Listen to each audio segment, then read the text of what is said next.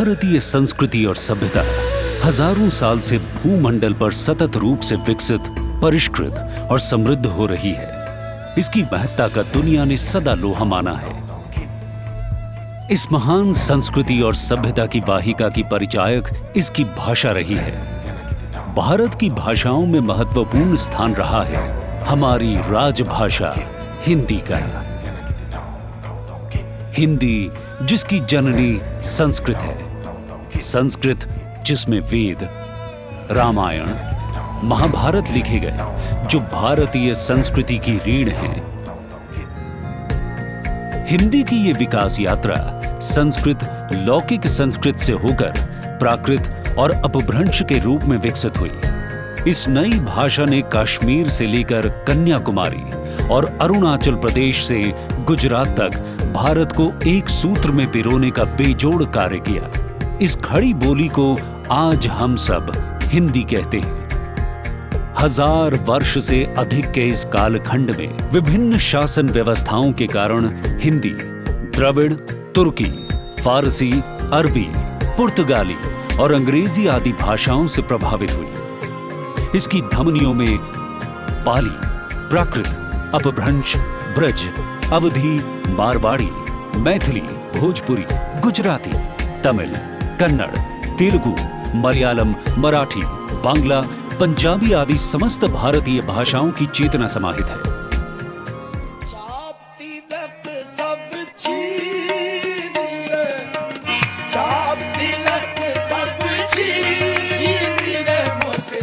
फारस मूल के अमीर खुसरो इस खड़ी बोली हिंदी के महत्वपूर्ण कवि हुए। उन्होंने इसे नई धार दी। गोस्वामी तुलसीदास, कबीर, दादू, रविदास, मीरा, सूरदास जैसे संतों ने जाति, संप्रदाय और मजहब की दीवारें तोड़ इसी भाषा से पूरे देश में सभ्यता व समानता का सूत्र स्थापित किया। तुलसी की रामचरितमानस ने समाज के सामने जीवन के हर क्षेत्र के आदर्श रखे। कबीर ने अपनी रचनाओं से अंधविश्वास पर गहरी चोट की। भक्ति काल के इन कवियों ने हिंदी को नया स्वरूप दिया और जन जन तक पहुंचाया।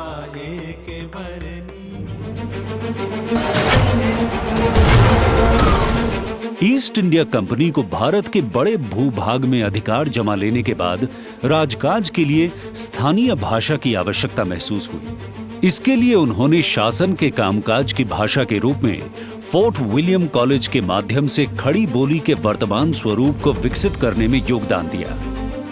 19वीं शताब्दी के अंत तक ब्रिटिश सरकार ने हिंदी भाषी क्षेत्रों में प्रशासन की भाषा के रूप में हिंदी को मान्यता देना शुरू किया। हिंदी के विकास में महर्षि दयानंद, स्वामी विवेकानंद, महात्मा गांधी, रविंद्रनाथ टैगोर, सुभाष चंद्र बोस और अंबेडकर ने अपना योगदान किया। मैं अपनी झांसी नहीं दूंगी, तुम मुझे खून दो, मैं तुम्हें आजादी दूंगा। स्वतंत्रता मेरा जन्म सिद्ध अधिकार है। अंग्रेजों भारत छोड़ो और मेरा रंग दे बसंती चोला। ऐसे नारे और गीतों की भाषा बनी यह हिंदी। हमारे राष्ट्रगान का स्वर बनी यह हिंदी। इस कड़ी में अनेक अग्रणी समाचार पत्रों और पत्रिकाओं ने महत्वपूर्ण योगदान दिया। हिंदी को देश के कोने कोने, विशेष रूप से हिंदीतर क्षेत्रों में ले जाने का महत्वपूर्ण और दूरदर्शी कार्य राष्ट्रपिता महात्मा गांधी ने किया। उन्होंने वर्ष 1918 में इंदौर में हिंदी साहित्य सम्मेलन के अध्यक्ष के रूप में कहा कि हिंदी को राष्ट्रभाषा का दर्जा मिलना चाहिए। गांधी जी ने कहा था, बिना राष्ट्रभाषा के हर राष्ट्र गूंगा होता है। हमारे देश की कोई राष्ट्रभाषा हो सकती है तो वह हिंदी भाषा है। तमिल के महाकवि सुब्रमण्य भारती हिंदी के प्रबल समर्थक थे। चक्रवर्ती राजगोपालाचारी भी प्रबल हिंदी प्रेमी थे। हिंदी के अखिल भारतीय स्वरूप पाने में भारत के प्रथम राष्ट्रपति डॉक्टर राजेंद्र प्रसाद और तत्कालीन गृह मंत्री सरदार पटेल की महत्वपूर्ण भूमिका रही। भारतेंदु हरिश्चंद्र, निराला, प्रसाद, महादेवी मैथिली शरण गुप्त, दिनकर, जैनेन्द्र, रेणु, प्रेमचंद जैसे साहित्यकारों ने हिंदी को नई जमीन दी। हरिवंश राय बच्चन, नीरज ने कविताओं को जन जन तक पहुंचाया। प्रेमचंद के गोदान को तो युग को बदलने वाला ग्रामीण संस्कृति का महाकाव्य कहा गया। यह बखत है गोदान कराए तो पूरी बैकुंठ पार कर लेगा। हाँ, गोदान करा दो गोदान, करा दो गोदान। हिंदी के लिए गौरव का क्षण तब आया जब पूरे देश के सभी क्षेत्रों से आए संविधान सभा के सदस्यों ने सर्वसम्मति से हिंदी को राजभाषा का दर्जा दिया।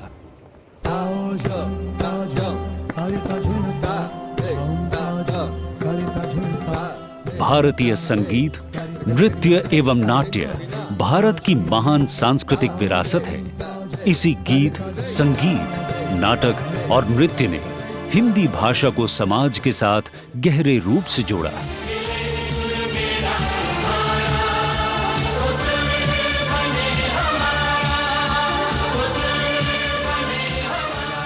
है जापानी, ये पतलून इंग्लिस्तानी, सर पे लाल टोपी रूसी, फिर भी दिल है हिंदुस्तानी, मेरा जूता है जापानी। हिंदी को जन जन तक पहुंचाने में सबसे महत्वपूर्ण योगदान हिंदी फिल्मों, दूरदर्शन, टीवी चैनलों और आकाशवाणी का रहा। दूरदर्शन के लोकप्रिय सीरियलों रामायण, महाभारत, भारत एक खोज, चाणक्य, हम लोग और बुनियाद आदि ने हिंदी भाषा और संस्कृति को नई पहचान दी। राज कपूर, दिलीप कुमार और देव आनंद की लोकप्रियता सरहदें पार कर गईं। तुम अहंकार हो, तुमको मरना होगा, मैं आत्मा हूं, अमर हूं। अमिताभ बच्चन, सलमान खान, शाहरुख खान, हेमा मालिनी हिंदी को दुनिया भर में ले गए। दुनिया में हम आए हैं तो जीना ही पड़ेगा, जीवन है अगर जहर तो पीना ही पड़ेगा। भारत की कुछ कला फिल्में जैसे सलाम बॉम्बे, स्लमडॉग मिलियनेयर के हिंदी रूपांतरण, मसान आदि ने पिछले वर्षों में प्रतिष्ठित फिल्मी समारोह में अपनी जगह बनाई है। भारत सरकार हिंदी के माध्यम से केवल देश में ही नहीं विदेशों में भी अपने आप को अभिव्यक्त करती है। वर्ष 1977 में भारत के तत्कालीन विदेश मंत्री अटल बिहारी वाजपेयी ने पहली बार संयुक्त राष्ट्र संघ को हिंदी में संबोधित किया। मैं भारत की जनता की ओर से राष्ट्र संघ के लिए शुभकामनाओं का संदेश लाया हूं। भारत के वर्तमान प्रधानमंत्री ने तो दुनिया भर में शीर्षस्थ सम्मेलनों, बैठकों, डायस्पोरा कार्यक्रमों में हिंदी के माध्यम से भारत की आवाज को बुलंद किया। अगर हम हिंदी भी भूल जाते और रामचरितमानस को भी भूल जाते तो हम जैसे बिना जड़ के एक पेड़ की तरह खड़े होते। 1975 में गृह मंत्रालय में राजभाषा विभाग की स्थापना हुई। इसी वर्ष भारत सरकार ने नई पहल करते हुए विश्व हिंदी सम्मेलनों की श्रृंखला शुरू की। हिंदी के इस वैश्विक स्वरूप से फादर कामिल बुल्के, जर्मन विद्वान Lothar Lutze, doctor Rupert snail, Japan के मिज़ोकामी, हंगरी के डॉक्टर इमरे बंगा, इयान वुल्फर्ड का विशेष योगदान रहा और वसुधैव कुटुंबकम का डंका बजा।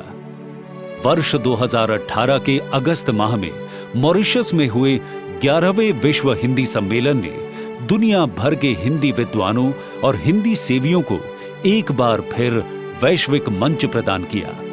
इस हिंदी महासम्मेलन में आप सभी का स्वागत है। इस बार हमने कहा हम रखेंगे मोर और डोडो, मॉरिशस का राष्ट्रीय पक्षी डोडो। तो किसी ने कहा कि डोडो तो लुप्त हो गई, लेकिन भारत का मोर आएगा और उसे बचाएगा। 14 सितंबर 1949 को हिंदी को राजभाषा के रूप में स्वीकार किया गया। इस दिन प्रत्येक वर्ष राजभाषा विभाग एक भव्य कार्यक्रम आयोजित करता है, जिसमें माननीय राष्ट्रपति, माननीय उपराष्ट्रपति, माननीय गृह मंत्री, हिंदी के प्रचार प्रसार के लिए मार्गदर्शन करते हैं। मैं मानता हूं कि भाषा हर देश की पहचान होती है। हमारा देश अनेक भाषाओं, अनेक बोलियों से बना हुआ, विविधता में एकता का संस्कार रखने वाला एक अनूठा देश है। मगर ये निहायत जरूरी है कि पूरे देश की एक भाषा बने। इसीलिए हमारे राष्ट्रपिता महात्मा गांधी और हमारे लौह पुरुष जिन्होंने देश की एकता और अखंडता को मूर्त स्वरूप दिया, ऐसे सरदार पटेल ने हिंदी को राजभाषा के रूप में स्वीकारने के लिए जनता को न केवल अपील की, प्रार्थना भी की थी। राजभाषा प्रचार समिति और राजभाषा विभाग दोनों इस दिशा में बहुत अच्छा काम कर रहे हैं। हिंदी का प्रचार प्रसार, हिंदी की स्वीकृति, हिंदी का शुद्धिकरण और हिंदी के व्याकरण को शुद्ध करने की दिशा में अनेक विध पहल राजभाषा विभाग ने की है। मैं राजभाषा विभाग के मंत्री और देश के गृह मंत्री नाते देश के सभी नागरिकों को अपील करना चाहता हूं कि जब दुनिया के 20% से ज़्यादा लोग हिंदी में बातचीत कर सकते हैं, हिंदी को पढ़ सकते हैं, हिंदी में अपने विचारों की अभिव्यक्ति कर सकते हैं, तो क्यों न उस दिशा में जाए कि हिंदी दुनिया में सर्वाधिक बोलने वाली भाषा बने। यूएन को भी ये स्वीकार करना पड़े कि हिंदी दुनिया में सर्वाधिक बोलने वाली भाषा है और हमारे देश को एकात्मता के सूत्र में बांधने के लिए हिंदी का हम सदुपयोग करें। राजभाषा विभाग गृह मंत्रालय अपने स्थापना वर्ष 1975 से ही राजभाषा हिंदी के प्रयोग, प्रचार और प्रसार को बढ़ाने के कार्य में संलग्न है। इस दिशा में राजभाषा विभाग ने अपने कार्य में उल्लेखनीय प्रगति की है। केंद्रीय हिंदी प्रशिक्षण संस्थान के माध्यम से अब तक लगभग 19 लाख कार्मिकों को हिंदी भाषा का प्रशिक्षण दिया जा चुका है। टंकण के क्षेत्र में 1,86,000, आशुलिपि के क्षेत्र में 36,000 कार्मिकों को प्रशिक्षित किया जा चुका है। इसी प्रकार केंद्रीय अनुवाद ब्यूरो के माध्यम से अब तक लगभग 26 लाख पृष्ठों के दस्तावेजों का अनुवाद हो चुका है और इसी कार्य को सुचारू रूप से करने के लिए लगभग 33,500 कार्मिकों को अनुवाद का प्रशिक्षण दिया जा चुका है। केंद्र सरकार के कार्यालयों, बैंकों, उपक्रमों, बीमा कंपनियों, निगमों, बोर्डों आदि में संघ की राजभाषा नीति के कार्यान्वयन एवं राजभाषा के रूप में हिंदी के प्रचार प्रसार की जिम्मेदारी राजभाषा विभाग गृह मंत्रालय की है। इस प्रयोजन के लिए देश के विभिन्न क्षेत्रों में राजभाषा विभाग के अधीन 8 क्षेत्रीय कार्यान्वयन कार्यालय कार्यरत हैं। क्षेत्रीय कार्यान्वयन कार्यालय के प्रयासों से विभाग द्वारा अब तक लगभग 10,000 संगठनों को जोड़ा गया है तथा 11,000 से अधिक संगठनों का निरीक्षण किया जा चुका है। अब तक देश के विभिन्न क्षेत्रों में 500 से अधिक नगर राजभाषा कार्यान्वयन समितियों का गठन किया जा चुका है तथा क्षेत्रीय कार्यान्वयन कार्यालय द्वारा लगभग 1600 बैठकों का आयोजन कराया जा चुका है। अब तक विभाग द्वारा देश भर में 100 से अधिक सम्मेलनों का आयोजन किया जा चुका है। राजभाषा विभाग का लक्ष्य है कि देश के हर जिले में नगर राजभाषा कार्यान्वयन समितियों का गठन हो। इस दिशा में अब तक 510 नगर राजभाषा कार्यान्वयन समितियों का गठन हो चुका है। इसके अतिरिक्त राजभाषा विभाग द्वारा विभिन्न कार्यालयों, मंत्रालयों तथा अधिकारियों को उनके उत्कृष्ट कार्यों के लिए प्रोत्साहित करने के लिए राजभाषा गौरव पुरस्कार प्रदान किए जाते हैं। राजभाषा विभाग अपने सभी कार्यों को सूचना प्रौद्योगिकी के साथ जोड़ने की पहल कर रहा है, जैसे लीला सॉफ्टवेयर एवं मोबाइल ऐप का निर्माण, श्रुत लेखन, ई महाशब्दकोश का निर्माण, अनुवाद का ई लर्निंग प्लेटफॉर्म विभाग की बड़ी पहल है। विभाग द्वारा स्मृति आधारित अनुवाद टूल कंठस्थ विकसित किया गया है। राजभाषा विभाग का प्रमुख दायित्व है कि भारत सरकार के सभी कार्यालयों में राजभाषा हिंदी का अधिक से अधिक प्रयोग बढ़ाया जाए।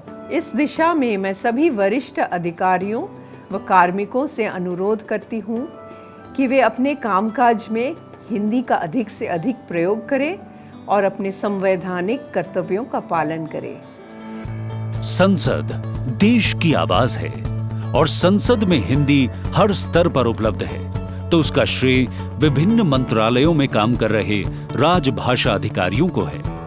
ये संसद के सभी प्रश्नों और दिए गए उत्तरों को, वार्षिक रिपोर्टों को राजभाषा हिंदी में प्रस्तुत करते हैं। भारत सरकार के क्रियाकलापों में हिंदी के प्रचार में अत्यंत महत्वपूर्ण योगदान संसदीय राजभाषा समिति का रहा है। इस समिति ने 13,000 से अधिक कार्यालयों के निरीक्षण किए हैं। इन निरीक्षणों के आधार पर समिति द्वारा 9 रिपोर्टें प्रस्तुत की गई हैं। हिंदी में किसी भी प्रकार की सामग्री या ज्ञान की या विज्ञान की कमी नहीं है, केवल हमें इसको प्रयोग करने की आदत डालनी है। हमें अपने दैनिक व्यवहार में इस भाषा को लाना है, इस भाषा में सोचना है और अपने विचारों को इस भाषा में प्रकट करना है। हिंदी में हम मन की बात कहते हैं। यह भारत के सभी प्रांतों को जोड़ एक गुलदस्ता बनाती है। भारतीय खानपान, भारतीय जीवन शैली, हमारी सभ्यता, हमारी संस्कृति की सबसे बेहतरीन अभिव्यक्ति हिंदी द्वारा ही होती है। हिंदी महाशक्ति बनते हुए भारत की शक्ति है। भारत में यदि किसी को व्यावसायिक, औद्योगिक अथवा व्यापारिक रूप से पूर्ण रूपेण सफल होना है तो उसे हिंदी से जुड़ना ही पड़ेगा। आज हम नए भारत के निर्माण के लिए संकल्पशील हैं। नए भारत का निर्माण अपने देश की भाषाओं को उचित स्थान दिलाए बिना संभव नहीं है। इसके लिए देश की प्रतिभा और मेधा को हिंदी और भारतीय भाषाओं में अभिव्यक्ति के अवसर प्रदान करने होंगे। ज्ञान विज्ञान को अपनी भाषाओं में नई पीढ़ी में पहुंचाना होगा। जन जन को सरकार के साथ जोड़ने और जुड़ने के लिए प्रशासन की सामान्य भाषा के रूप में हिंदी का प्रयोग करना होगा। आइए भारत की इस विकास यात्रा को और गतिमान बनाने के यज्ञ में हम सहभागी बने। जब हौसला बना लिया ऊंची उड़ान का, जब हौसला बना लिया ऊंची उड़ान का, फिर देखना फिजूल है कद आसमान का।